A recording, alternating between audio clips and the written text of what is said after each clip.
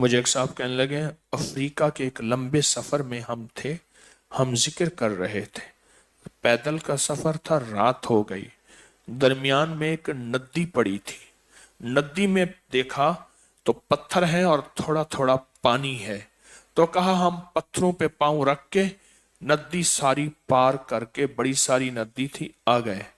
رات کو جب پہنچے جنگل کے باسی دوسرے کٹھے ہو گئے، آپ کیسے آ گئے؟ ایسے آ گئے؟ کہہ رہے ندی، وہاں پتھر تھے، کہ لو پتھر نہیں تھے مگر مچھ تھے،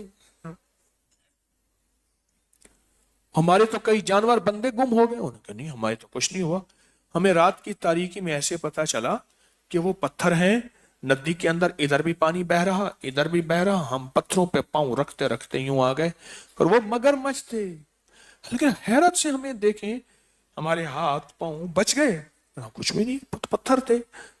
کہنے لگا صبح ہمیں پھر لے گئے، وہ تو بڑے بڑے خطرناک خوفناک ہمار مچھ تھے، دور سے دکھایا، خیال کرنا ایک دم میں مگرمچھ پکڑتا ہے، ہضم کر کے ختم کر دیتا ہے۔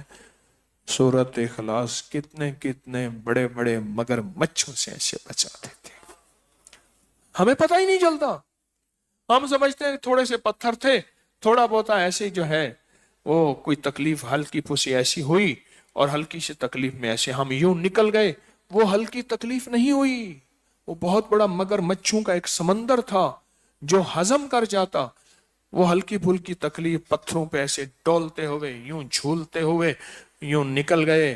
یہ سورۃ اخلاص مل بیٹھ کے پڑھنا، درد کے ساتھ، غم کے ساتھ، جذبوں کے ساتھ، سچی کیفیتوں کے ساتھ۔ اللہ پاک کہتا ہے کہ ٹھہر جا، تیرے پر بڑے بڑے مگرمچھ، طوفان، جادو، جنات، اثرات، بندشیں، ناکامیاں، حادثات، آزمائشیں، یہ ساری چیزیں تھیں، اور مگرمچھ تھی، یہ ساری بلائیں تھیں، تجھے ہلکے پھلکے ایسے تھوڑا سا دو تین اوپر نیچے کر کے تجھے منزل پار کرا دی، تجھے پتہ ہی نہ چلا۔ مولا کس وجہ سے؟ کہا وہ تسبیح خانے تو نہیں گیا تھا، سورۃ اخلاص نہیں پڑھی تھی، 11 جمعراتوں کی حاضری نہیں ہوئی تھی، تو پوری دنیا میں کام چھوڑ کے تسبیح خانے کے انتظار کر کے فلاں ملک میں فلاں جگہ نہیں بیٹھا تھا، کیا آج وہ بلائیں آفتیں تجھ سے ہٹ گئیں؟ کیوں؟